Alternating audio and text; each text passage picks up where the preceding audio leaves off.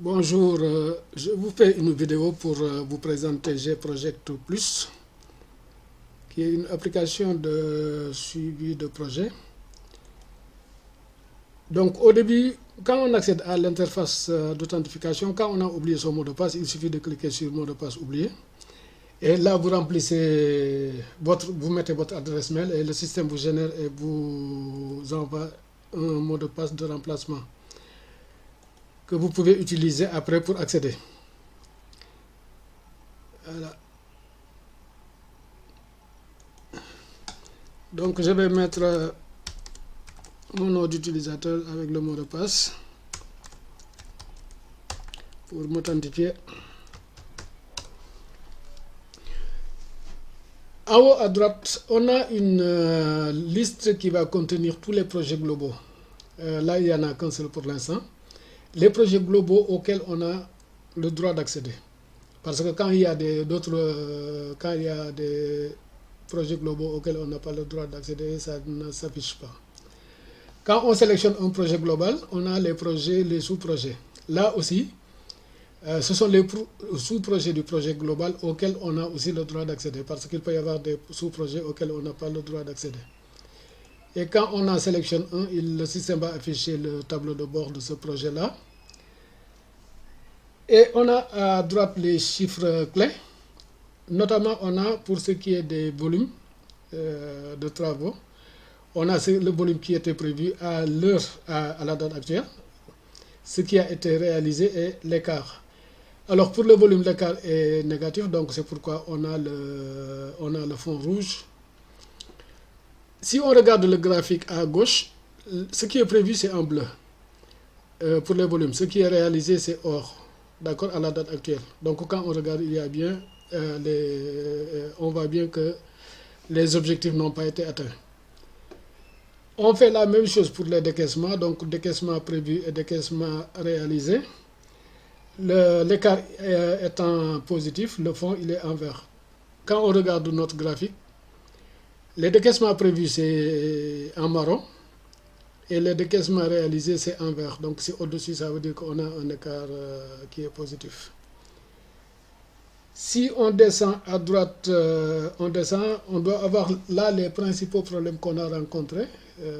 Les principaux problèmes. Et ils sont hiérarchisés avec les solutions qu'on a adoptées. On a d'abord le degré de gravité du problème qui nous permet justement de hiérarchiser. On a les solutions et on a les résultats auxquels on a abouti. En fait, on a un niveau de qualité de résultats. Donc, on les verra dans les paramètres. Et on pourra ultérieurement comparer par rapport aux différents problèmes l'efficacité des résultats et pour éventuellement les appliquer à d'autres projets si on rencontre les mêmes types de problèmes. En bas, on a la liste des 5 derniers documents, si on en a 5 ou plus. Alors, les documents, sur le serveur, ils sont cryptés. C'est-à-dire que quand l'utilisateur les envoie, le système va crypter le document source et il va envoyer le résultat sur le serveur, mais il n'envoie pas le document source. Donc, on ne peut pas lire le document qui est sur le serveur sans passer par l'application. Et quand on clique 2 fois, il va ouvrir, il va décrypter d'abord le document et puis il va l'ouvrir. Ensuite, quand on ferme, il va supprimer le document qui a été décrypté. Ensuite, en bas, on a les 5 dernières images. S'il y en a plus, s'il y en a au moins 5, disons, on a les 5 dernières. Alors, quand on regarde, on a des flèches pour accéder au suivant, etc. Bien au précédent. D'accord. Alors, si on est sur une image, bon, on peut déjà faire une rotation si la rotation n'est pas bonne. D'accord. On peut agrandir aussi. D'accord. Alors là, on va faire une rotation dans l'autre sens. D'accord. Et éventuellement, on peut faire on peut fermer déjà. Si on revient à gauche avec les graphiques, Donc le premier, on l'a expliqué. Le deuxième, ce sont des données qui sont fictives, qui sont basées sur, qui est basé pardon, sur les activités.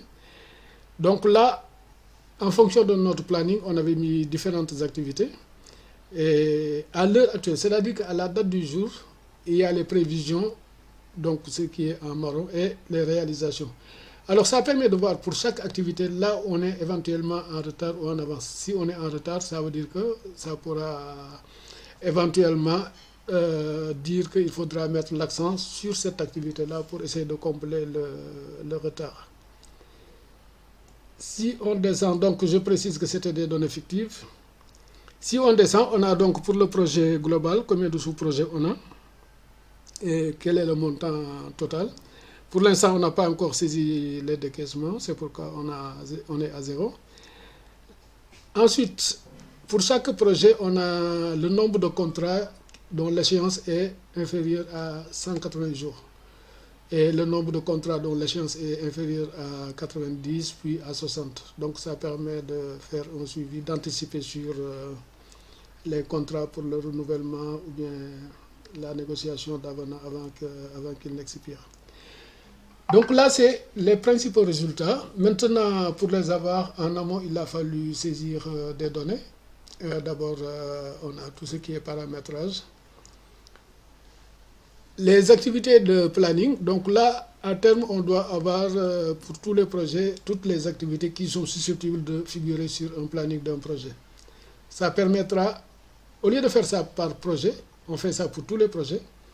Donc chaque projet va utiliser une liste, la liste où elles vont apparaître pour en sélectionner. Et plus tard, ça permettra justement de faire des comparaisons pour tous les projets. Parce que si on doit en créer pour chaque projet, on ne fera pas de comparaison parce que le système va utiliser des codes.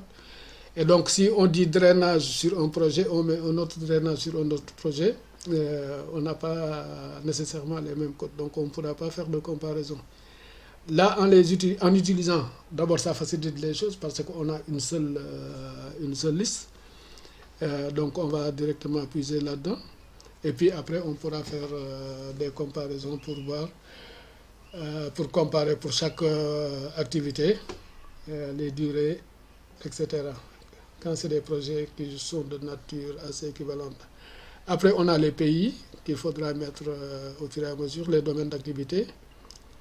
Les types de problèmes, donc on mettra tous les types de problèmes auxquels on est confronté. On complétera la liste au fur et à mesure. On a les différents types de solutions, c'est la même logique. Là aussi, même chose, on va compléter au fur et à mesure. On a les résultats, donc les résultats, quand on les regarde, on a nul, médiocre jusqu'à excellent. Alors ça permet pour chaque solution de voir quel est le résultat et de pouvoir dire que pour un autre projet, si on rencontre le même problème, on va regarder la solution a apporté quel niveau de résultat, de qualité de résultat, et on pourra éventuellement reproduire cette solution-là si les conditions s'y prêtent. La gravité des problèmes, donc là aussi ça permet de hiérarchiser, ça part de mineur à fatal. Mais là aussi c'est des paramètres, donc on pourra éventuellement modifier. Ensuite les modes de paiement, on a les types de documents, donc là aussi même chose, on pourra compléter. Pour l'instant on a PV rapport, on pourra ajouter au fur et à mesure. Maintenant si on vient dans le projet lui-même, ce qu'il faut déjà voir, c'est que on doit commencer par créer un projet global. Donc là, quand on vient en création, on met le libellé du projet global, sa description et les observations. Les autres données, on va les synthétiser, on va les agréger à partir des projets qui appartiennent à ce projet global-là. Donc pour avoir le montant global, il faudra faire la somme de tous les montants de tous les projets qui sont dans ce projet global. Ensuite, quand on crée un projet, donc il nous faut nécessairement sélectionner un projet global. Ça veut dire que le projet global, on doit le créer avant de créer un projet. Ensuite, on renseigne les autres champs. Alors, il y a un champ particulier qui est très important, c'est le champ observation, qui permet de mettre vraiment n'importe quel type d'information. C'est-à-dire que il y a énormément d'informations pour lesquelles on n'a pas prévu de champ spécifique et qui sont très importantes. Donc, on met un champ observation. En particulier, quand il s'agit d'informations à partir du terrain, c'est important que les responsables qui sont sur le terrain puissent entrer toutes les informations, même les plus informelles, s'ils jugent que ça peut être important dans la prise de décision ou bien l'évaluation de la situation. Il y a beaucoup de choses qui ne figurent pas peut-être dans les rapports et auxquelles il a accès ou bien qu'il a des informations qu'il aura apprises même de manière très informelle. Donc les mettre ici, ça peut aider à la prise de décision. Donc il faut vraiment essayer d'être le plus complet possible.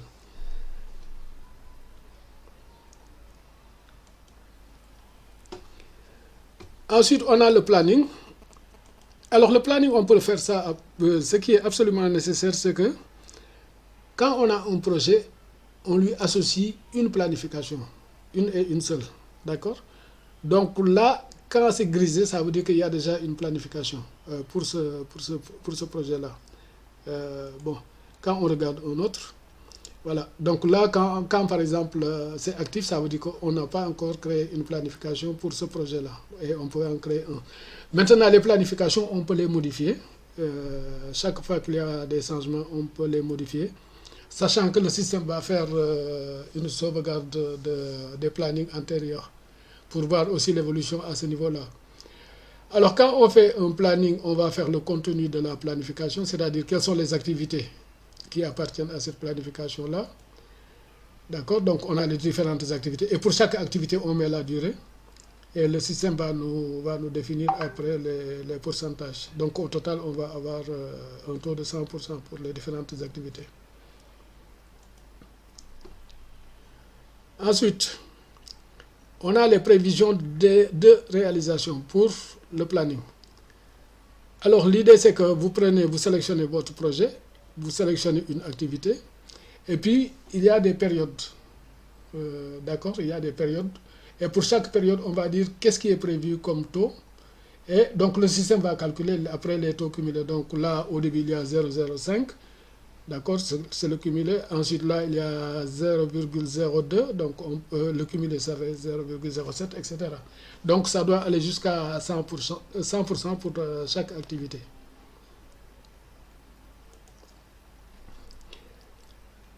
Ensuite, on peut saisir les réalisations.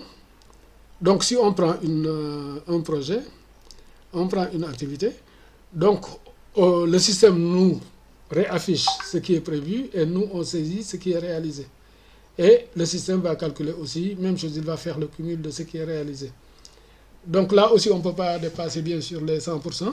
Maintenant pour une période donnée, on peut avoir un réalisé qui est plus élevé que ce qu'on avait prévu. Mais au final, on va finir par 100% au maximum. En fait, par 100%, logiquement.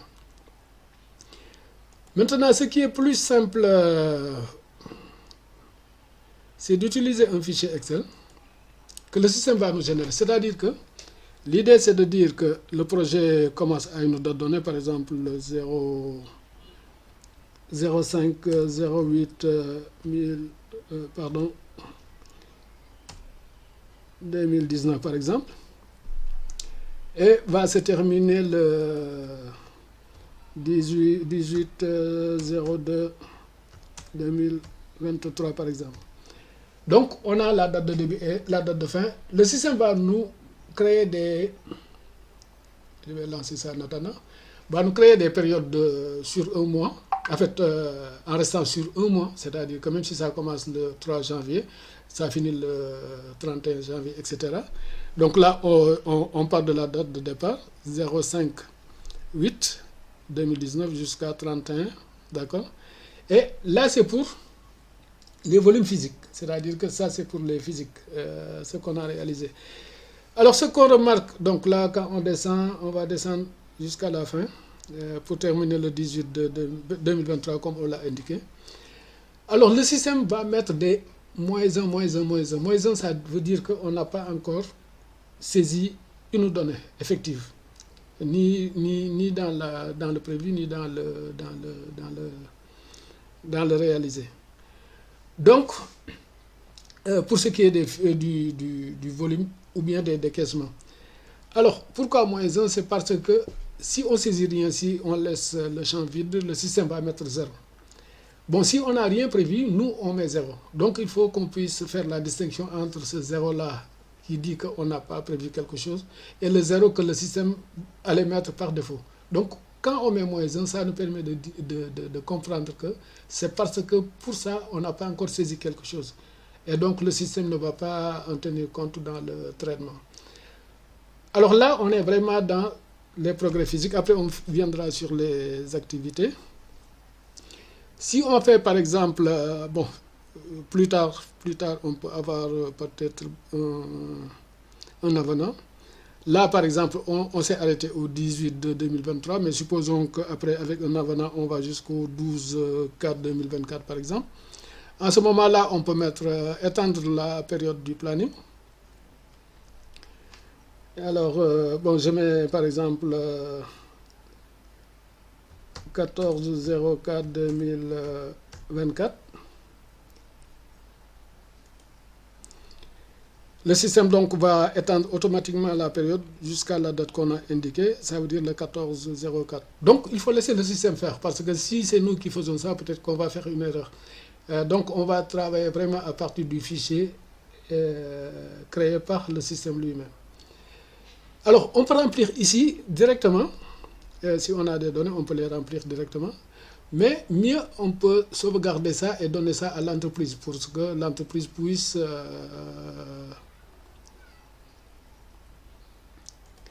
remplir le planning. Donc là, c'était pour les volumes.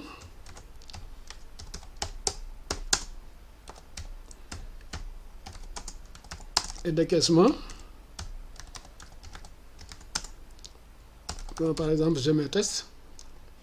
Après, je vais sauvegarder ça. D'accord. Bon, là, je vais fermer. Parce que les données ne sont pas remplies. Donc, on va faire la même chose pour les activités. On prend par exemple du 12/05/2021, 2020, jusqu'au 14/08/2025 par exemple. Alors là, on aura associé au préalable les activités là au planning du projet. C'est pourquoi il les affiche ici. Donc ça, ce sont des activités du projet. C'est quand on fait le contenu de la planification qu'on fait ça. Après, on va créer le fichier. En fait, on va créer le planning. Le principe étant le même, donc il va nous faire des plages sur à l'intérieur d'un mois. Parce que l'idée c'est que à chaque fin du mois, sauf éventuellement le dernier si on n'a pas atteint la fin, qu'on ait les données correspondantes pour pouvoir faire ensuite la représentation. D'abord la saisie des données, ensuite la représentation. Alors là aussi c'est la même chose, c'est-à-dire que il prend pour chaque période. Donc on avait commencé le 12/5, il s'arrête au 31, après il va jusqu'au... Après on voit que c'est des mois complets. Là, pour le début, on prend la date de début effective, les autres on commence le premier. La date de fin aussi, c'est en fonction du mois, il prend la date de fin, après il va jusqu'au dernier, ou éventuellement si ça s'arrête, ça ne va pas jusqu'à la fin du mois, il va s'arrêter à la date qu'on a indiquée. Alors, après, il prend maintenant pour chaque activité, donc là on a asphalte, pavé, etc., day work, drainage, etc., pour chaque activité. On va indiquer pour la période qu'est-ce qui est prévu, qu'est-ce qui est réalisé. Là aussi, donc, on fait une sauvegarde, on remet ça à l'entreprise qui va pouvoir après remplir le tableau au fur et à mesure. Donc, toutes les activités qui ont été associées au projet à travers le planning figurent ici. Et donc là, on a le code du projet, c'est ce que le système exploite. Alors, ce qui est très important, c'est qu'on ne touche pas à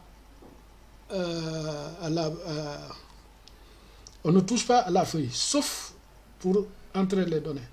Parce que le système va exploiter la position de chaque cellule. Il sait que dans cette cellule-là, il doit trouver le code du projet. Donc si on déplace la cellule, ça veut dire que ça va être faux. Donc on ne touche pas. La même chose, il sait qu'il doit commencer l'exploitation de la feuille ici. Donc à la cellule C11. Si c'est déplacé, par exemple, si on insère des lignes en haut, ça veut dire que ça va être faux du coup. Alors, tout ce qu'on fait avec les feuilles de calcul, c'est qu'on saisit simplement les taux prévus ou réalisés. Tout simplement, après on sauvegarde. Bon, là, je vais sauvegarder ça. Donc, je vais mettre planning des activités. Pardon. Test. Et je vais fermer. Bon, étendre, ça fait la même chose. Alors, quand on dit exporter des données, ça veut dire qu'on a déjà quelque chose avec des données. Après, on va y venir, Inch'Allah. Maintenant, nous allons voir comment récupérer les données qui ont été saisies directement dans le fichier Excel. Donc, comment on va les récupérer pour les exploiter. Là, on a des données pour l'instant parce qu'on a le graphique qui est en bas à gauche là, qui montre qu'on a des données. Alors, ce qu'on va faire d'abord, c'est on va créer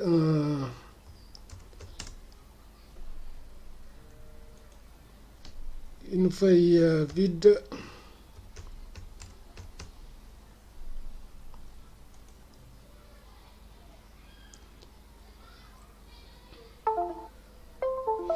Alors, ça va servir juste à supprimer les données du planning. Donc, on va enregistrer ça. Je vais l'appeler, par exemple, planning activité vide. Je vais enregistrer.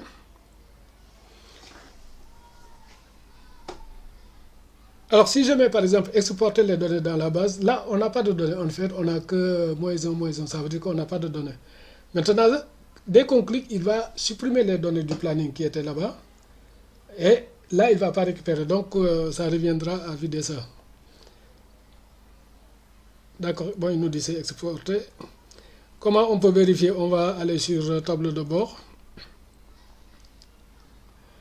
Et donc, quand on regarde là en bas à gauche, on voit que le planning a disparu parce qu'on n'a plus les données correspondantes.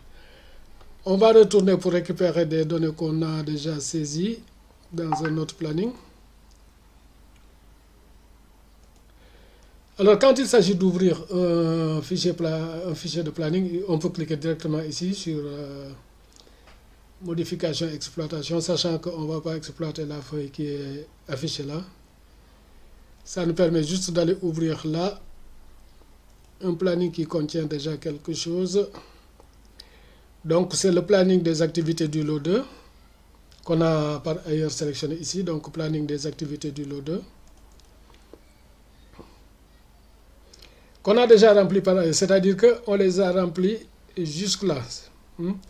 Quand vous voyez -1, ça veut dire que ce n'est pas rempli. Donc, le prévu, on a saisi tout ce qui est prévu jusqu'à dernier. Maintenant, pour ce qui est réalisé, on s'est arrêté au mois de février 2021.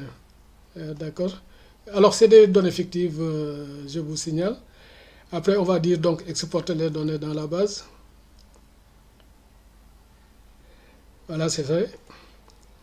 Ensuite, quand on va dans tableau de bord, voilà, on voit qu'il a reconstitué le graphique qui est là en bas à gauche, qui est état d'avancement actuel par activité. Donc là, je vais fermer. Ensuite, donc là, c'était pour les problèmes. Et quand on a un problème, on va sélectionner le projet. On va sélectionner le type de problème. Donc là aussi, il faut qu'on saisisse ça avant. On va saisir un libellé, la date, etc. Et puis le degré de gravité, on va regarder. Le degré de gravité aussi, on va sélectionner. Et annuler. Même chose pour les solutions, c'est le même principe. Mais il faudra indiquer. Si on sélectionne par exemple le projet, on indique pour quel problème c'est. Parce que les problèmes, on les aura dans une liste, on les aura saisis. Donc là, tout de suite, on n'a pas validé. Mais on a tous les problèmes après du projet dans une liste et on sélectionne le problème. Ensuite, on sélectionne le type de solution qu'on a apporté. On met le libellé de la solution et puis les résultats, même chose, on va sélectionner le résultat auquel on est parvenu avec cette solution-là.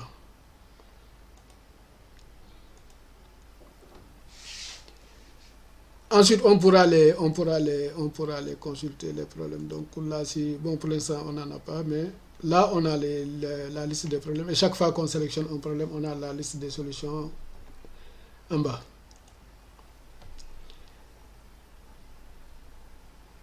Alors là, c'est pour les activités, un autre type de graphique. C'est-à-dire que là, maintenant, l'idée, c'est de dire, on va prendre ça mois par mois. Et donc, mois par mois, on va comparer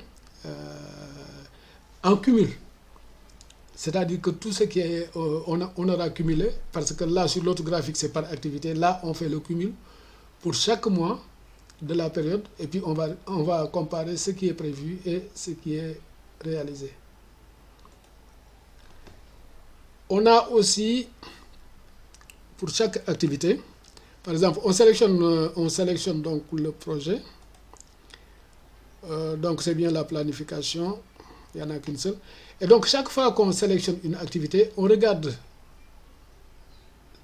l'activité, les prévisions et on regarde les réalisations. Donc là, on a etc. Pour chaque type d'activité, on va avoir les prévisions et les réalisations. Donc ça permet de faire encore une analyse beaucoup plus détaillée, beaucoup plus fine. Ensuite, on a les documents. Donc les documents, pour poster un document, on va mettre le type de document, bien sûr. Là, on va compléter. On met le titre du document. Ça, c'est après pour faire des recherches. On met le document, donc on sélectionne un document. Alors le document, quand on le sélectionne, après on fait parcourir simplement. Il va chercher ça sur le système. C'est-à-dire qu'il va y avoir une version ordinateur local. C'est-à-dire que l'utilisateur va utiliser son ordinateur pour sélectionner un document sur son ordinateur. Parce que là, on est sur le serveur. Il va y avoir la version maintenant ordinateur local où l'utilisateur va sélectionner un document et uploader ça. Donc le système va crypter le document et puis après uploader ça à l'aide de FTP. Voilà, donc après on peut modifier, on peut consulter. Donc là, c'est le seul document qu'on avait comme tout de suite. Et donc c'est la même chose, c'est-à-dire que quand on sélectionne, il va nous afficher la même chose, mais il va décrypter au préalable pour pouvoir nous afficher ça. Ensuite, il y a tout ce qui est bailleur et entreprise. Donc là, il s'agit juste de saisir. Là, par exemple, on aura les différents bailleurs avec les informations. On fera la même chose pour les entreprises. Alors, les utilisateurs, ce qu'il faut déjà savoir, c'est que les utilisateurs, ils appartiennent à des groupes. C'est-à-dire que chaque utilisateur, il y a différents groupes. D'accord?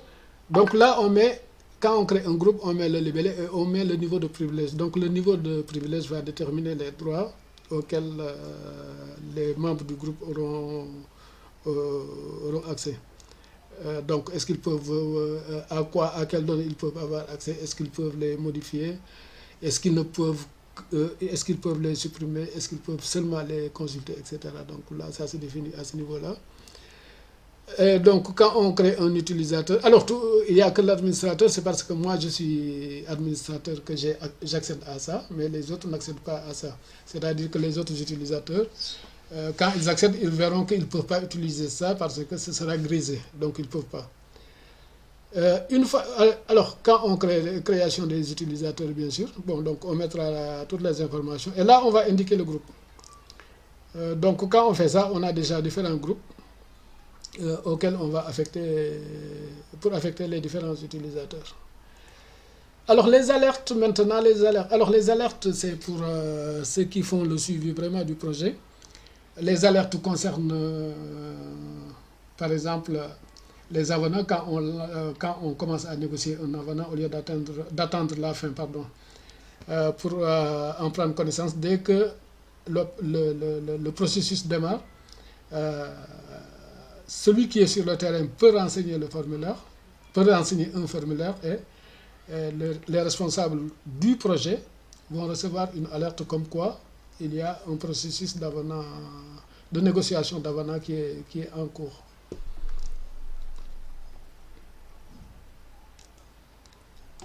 Alors, ça concerne aussi la fin des contrats, les alertes. Donc, il y a des mails qui sont envoyés quand on est à moins de 180 jours, quand on est à moins de 90 jours et quand on est à moins de 60 jours. Alors là, ça nous permet de faire pour l'administrateur, alors, d'associer, de dire que par exemple, tel utilisateur, par exemple, on prend un utilisateur donné, d'accord, et on prend un projet global donné. Donc, si on fait ça, ça veut dire que l'utilisateur admin BA pourra accéder au projet global qui s'appelle construction de 2 routes d'intégration régionale. D'accord? Je ne vais pas valider. Et on fait la même chose pour les projets. On les associe. Alors, quand on veut changer un mot de passe ici, donc quand on arrive, on peut bon, par exemple, quand le système vous génère un mot de passe temporaire parce que vous avez oublié le vôtre, vous pouvez taper un mot de passe ici et donc après vous validez et c'est ce que vous allez utiliser après pour accéder.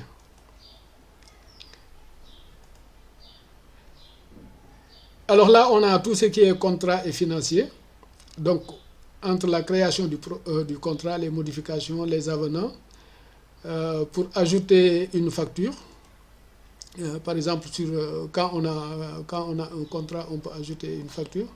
Donc, on regarde la liste des sociétés. On regarde, par exemple, les contrats, parce que la facture est rattachée à un contrat. Ensuite, on met un numéro de facture, on met les montants, etc. Et après, ultérieurement, le système va utiliser ces factures-là pour les décaissements, en faisant tous les tests et tout le suivi nécessaire. Donc là, quand on veut faire un décaissement, par exemple, on va dire que c'est telle société et le système nous affiche les contrats de la société. Ensuite, quand on sélectionne un contrat, il nous affiche les factures avec un montant significatif, donc on n'a pas encore réglé, disons.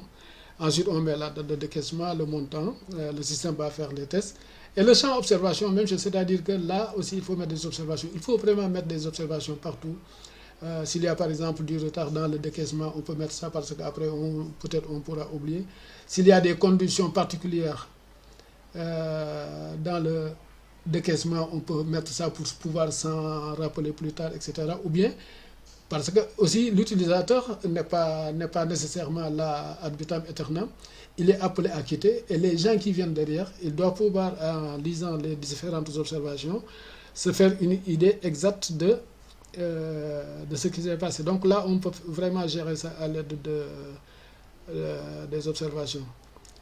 Ensuite, on a un champ multimédia, état et tableau de bord. Donc le tableau de bord, c'est ce qu'on a vu au début. Ça nous donne exactement la même chose.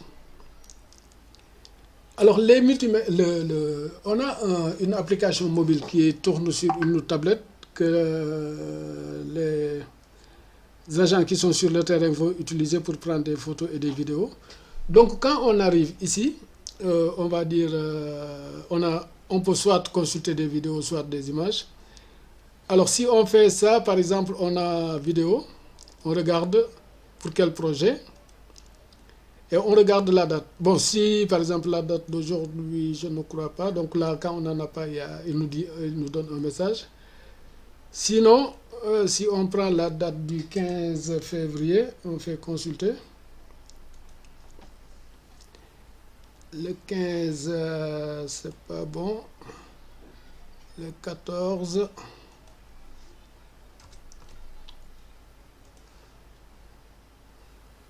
Voilà, donc il affiche la vidéo. Et ensuite, il affiche la position à laquelle la vidéo a été prise. Donc, ça permet de savoir que c'est effectivement une vidéo qu'on a tournée sur le chantier parce qu'on doit avoir après les coordonnées du chantier. On les récupère et donc, quand on regarde la vidéo, on saura qu'on ne l'a pas tournée sur un autre chantier, par exemple. D'accord? Et là, on a le libellé, on a des observations. Bon, là, il n'y en a pas, donc le système va mettre néant. S'il y a plusieurs vidéos à la même date, là, il va activer les boutons suivants et précédents. On va prendre par exemple les images. Même projet, donc on va faire consulter. Donc là, on a une première image. Alors, même chose, hein, c'est-à-dire que si on en a plusieurs, il va faire activer ça, le début le précédent et le suivant. Sinon, on peut éventuellement, si c'est pas dans le bon, c'est pas affiché normalement, on peut faire des rotations pour voir, d'accord. Et la même chose, hein, c'est-à-dire que là j'étais au même endroit, donc la position GPS ne change pas. J'ai pris la vidéo et l'image donc avec la même chose, c'est-à-dire que avec la même cible. Donc c'est pourquoi on a la même chose. Alors les chiffres, alors là après on peut avoir aussi des états. Volume d'encaissement. Là aussi c'est un état, donc il va imprimer ça. Et après on pourra récupérer le résultat sur l'imprimante qu'on a sélectionné. Bon là j'ai mis un PDF pour que ça apparaisse à l'écran, mais on peut rediriger ça sur une imprimante physique connectée, connectée au système. Voilà, c'était ça pour l'essentiel, la présentation du GProject Plus. Je vous remercie.